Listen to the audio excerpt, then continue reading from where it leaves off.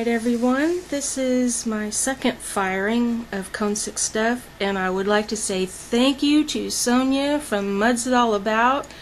She really helped a lot, and so did Janice and Hobby Potter. I can't thank you enough. Sonia said to thin down my glaze more and more, and I did, and that really took care of 99.9% of all the pinholes that I got on my test tiles. But I wanted to show you first. Here's the cone sitters in this cone 5 and a cone 6. So it fired to a little bit on the warm side of cone 6. And the first thing I'll show you is in this firing, it's all items that I made. There's no test tiles. So, remember the Toshi Brown. Okay, this was the test tile, and all of those pinholes because it was so thick. And that's the little bit of that 06 white coming down, which actually blended in there really nice. Okay, what I did this time, looky, 2 thin coats, yes, it's really thin right there, of the Toshi Brown, and then what I did was white Cascade right there, and almost turned to completely clear. This is the 06 and Cascade together. That's okay, but this is just the 06 white, just like that, and that really looks good. I'll try to get more of a close-up. I am really pleased with that. Okay, I'm going to go along because I've got a lot more to show. Okay, next. Oh, this is the low fire white that I'm talking about. Mako Foundations Opaque White. Alright, this is the Cone 6 cream with speckles. The test tile from the first run that I did. Okay, well, this is a heart-shaped plate that I did with a little tube for flour or some pencils or pens or something. And this is with the cherry satin red from Coyote. I could have put more. I did put 3 coats, but I could have put more. This right here is a blend of the cream with specks and a little bit of the white Cascade, and it kind of just almost, whoops, I'm not paying attention, almost blended out. But this, I really coated it on there, and this the 50, I'm not sure if it's 50-50, but it's almost translucent. I am really happy with how that turned out, so I'm going to try that on something else of the cream of specks and white Cascade.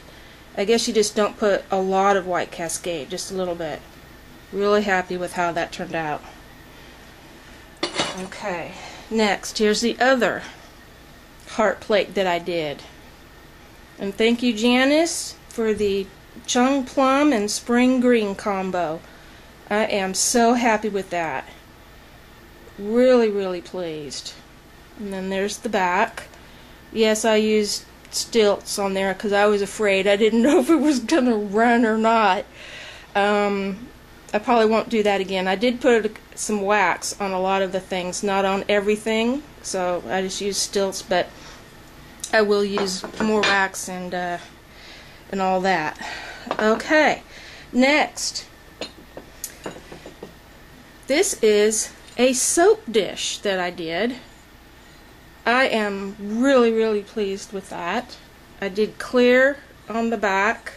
Got a little line in there I didn't get smoothed out. But I am absolutely pleased with this. I can't believe this. This is the first tile where I had more of a thin coat of that almost teal from Coyote, and then I kind of wiped it off. Why I decided to do that, I don't know. And then put one layer of that spring green from Laguna.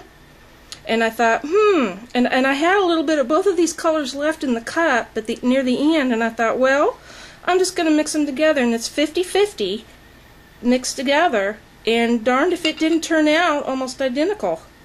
So, and that's the blend, and I am really happy with that.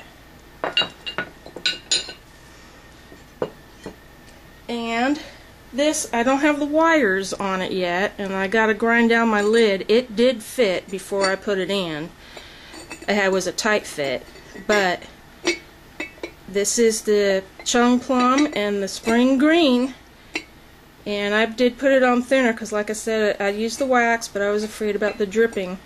So, but I am really, really pleased with it. This one has some teeny weeny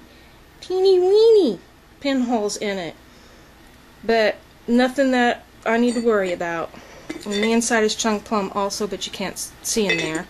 So I'm just going to grind that down a little bit so it'll fit.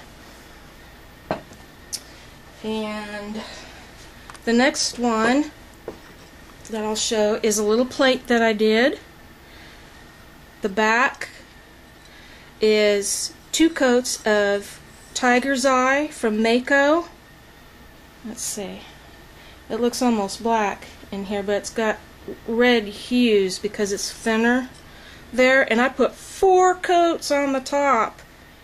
And then I drizzled that Spring Green around and made it drizzle down in there. And it just turned out really, really nice. I am so happy with this. And I did another plate. He has feet, but this one is with Georgie's Ash Matte. It has a real textural feel to it. And this is Coyote's Green Matte. And it got really thin right in here, so where it goes thin it turns brown. But this is the one that has a couple of the larger pinholes in it, right there and there and there. But that's it. I did see some prior to, and I tried rubbing all of them out that I saw, but obviously I missed a couple. But other than that, I'm really happy with it. Okay. Next is my larger. This is the very first jewelry keeper that I did. Get up close so you can see these colors better, hopefully. The lid fits on this one. This is that Tiger's Eye. And I did Tiger's Eye over the whole thing, and then went Spring Green over this, and then I added some of the Cone 6 White, Coyote Glaze White, and some of the really red. And a little bit more of the 3 colors down here. I just dabbed. I didn't know what it was going to do, so, but I'm really happy with that. And it blended all 3. I just globbed it all on the top there, and it blended together really nice. And then there's the bottom. No dripping. Okay.